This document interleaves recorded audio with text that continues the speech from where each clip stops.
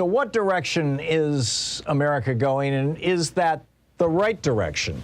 Yesterday, I shared with you how Barbara Walter, who, not the journalist, but the writer, wrote a book called How Civil Wars Start, or maybe How Civil Wars Happen. And in her book, she was pointing out that when nations have a government sector that is large enough to provide basically a substantial social safety net for their people, think basically all your European countries, Canada, Australia, New Zealand, you don't have civil wars emerge. You don't have people, you don't have civil strife. On the other hand, when governments have small public sectors and very large private sectors, the people basically running the country are also your oligarchs, you do have revolutions and revolts and whatnot. So where should that point be? How much government is too much and how much is not enough? Let's check in with our old friend Charles Sauer. He's Libertarian economist and president of the Market Institute. He's the author of the book Profit Motive, What Drives the Things We Do, marketinstitute.org. At Charles Sauer, S-A-U-E-R, is his Twitter handle. Charles, welcome back. So, in the United States, our government sector is, if I'm remembering right, and I'm probably not, you probably know these numbers right off the top of your head, but it's in the low 20s, isn't it? 22, 23% of our economy is government, whereas in Canada it's around 34, 35. In Denmark, it's almost 40 or a little over 40%. Am I remembering these numbers correctly, and what does this tell you? First off, I would agree with all of those numbers. And more than that, if we look at the academics that basically across the spectrum, most academics in the U.S. agree that we are currently at about the right size of government. If you look at people on the right, they generally think it should be around, like, let's say 18 to 16%. If you look at on the left, they go up a little bit higher, let's say 25. And then you, of course, have the extreme fringes as well. But I think that Grover Norquist actually says what the right size of government should be best. And he says government should be small enough that we can fit it in a bathtub and drown it if necessary. And I think that— Why would you want to do that to your government, Charles? Well, because if we see, like, in the classrooms right now, we see people at the Super Bowl unmasked. We see people at political events unmasked. We see when politicians visit classrooms, they don't wear masks. But my kids currently have to wear a mask in the classroom. And that's because governments dominate our society. We can't get away from a lot of these. Well, that's because of public health, Charles. I mean, we have public health laws. That has nothing to do with They go public back to health. the George Washington administration. No, public health, all of the research around public health says that kids aren't a threat to each other. You might be able to fight that a teacher should wear a mask for public health, but you can't make the argument that kids should wear a mask for public health. The government, on the other hand, has made that argument. Well, no, you can't make it scientifically. I apologize. I didn't include that. On the other hand, the government has made that argument, even though they've decided for themselves they don't need to wear masks, and in general, we don't need to wear masks out in public. So we need to shrink our government because they're being too protective of our children. Is that what I'm hearing you say? That's one example. If you want to bring up other examples, we can point to areas like railroads where regulation has restricted growth, restricted innovation, and where we could actually get a better service if we removed government out of their way.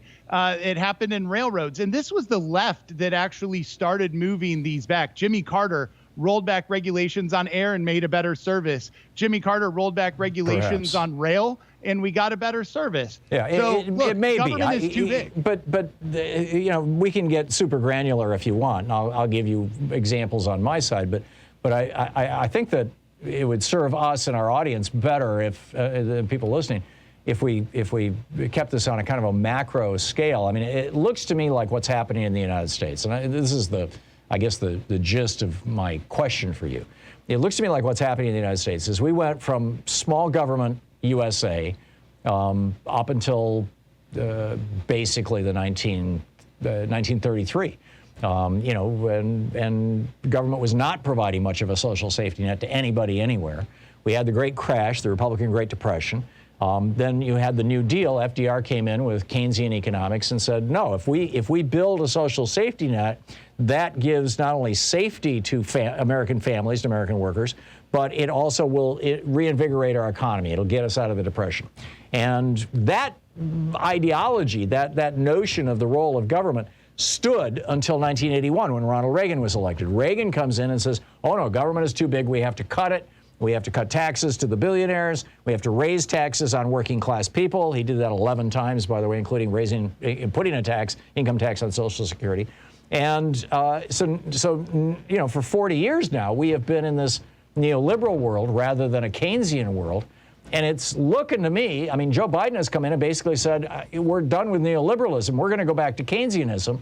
And it looks to me like that's the new direction for America. And frankly, I think it's a good direction for America. So what say you? Well, I think that, number one, I don't quote him often, but when I do, it's fun. You got to quote LL Cool J on this and say, don't call it a comeback, right? I don't think that we've lost some of what FDR was advocating for. Social Security still around. Agricultural subsidies are still around. They're supported by both parties. Those things are here to stay. On the other hand, part of your story's off too, as I just pointed to.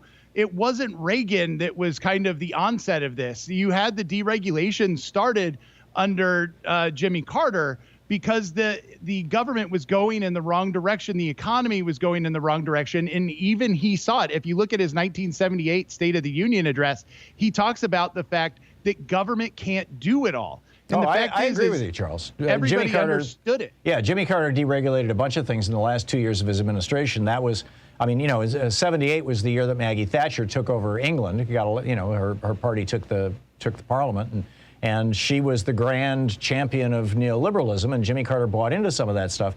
But Reagan turned it into, rather than just taking a couple of industries like trucking and airlines and deregulating them. And by the way, I'm hearing from truckers on this program constantly who are saying the deregulation of the trucking industry was death to us. This destroyed our industry. It turned it into an oligarchy, basically. And I hear from commercial pilots and people who work for the airlines saying, they gutted our unions. They stripped competition out of air. Air travel is more expensive now in the United States than it is in any other developed country, in large part because basically we have monopolies as a consequence of Carter's having deregulated those things. So we should go back to regulating them. Well, a few minutes ago, you wouldn't let us get granular, and now we're talking about independent stories from people. Well, those the were fact my is that if you look at the, well, I told you my story, and that's what was granular about that. If you look at the overall industries, those stories don't match up with the economics that are going on in the industry.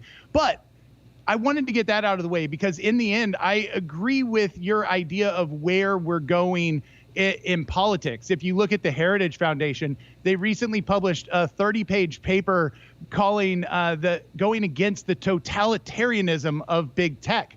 They are taking this populist message and turning from what was a conservative think tank over into populism, which goes with the story that you're telling of where we're going as a country. I'm personally opposed to where they're going. I support what they did just 2 years ago in a paper. But on the other hand, they're going with the times. They're showing that we have this return to FDRism. And I personally think that that's a bad thing. I think that people from 1980 and all the industries that have changed since then would agree with me. If it can be demonstrated that there is a correlation between the amount of time kids spend watching screens, on social media, and the frequency with which they try to commit suicide or have other mental health crises, and it can be demonstrated that those social media companies know that's going on, and it's actually part of their business plan because they're just constantly trying to push teens to freak out, right?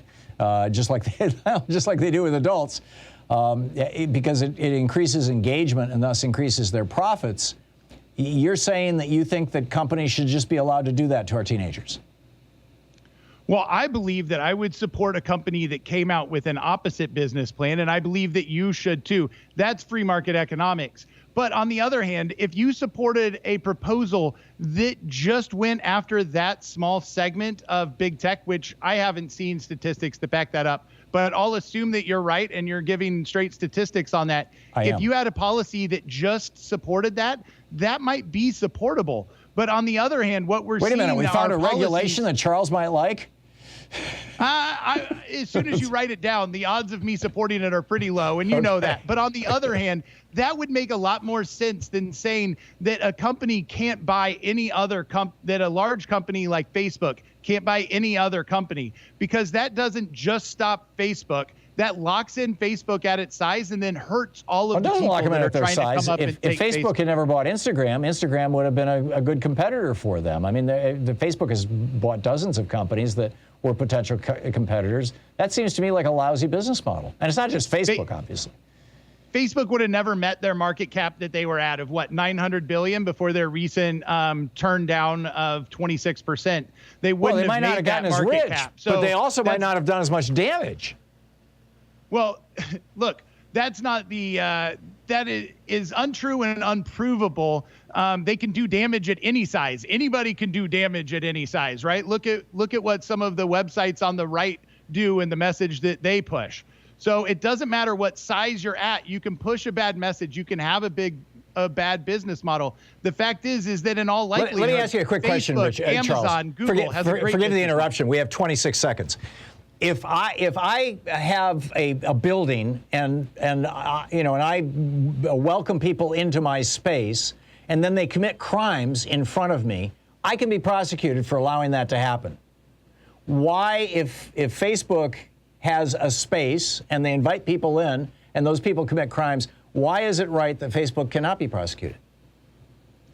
Well, that's the same way of you patrolling. Look, I've gotten threats in your comment sections on your videos before, right? And the fact is you haven't deleted those. So really? Are you in trouble for that? I don't think so. I don't think it's your fault. Well, that's Section 230. But Charles, let me just tell you, if you get a threat from anybody in my comment section, please tell me. I will delete them. All right.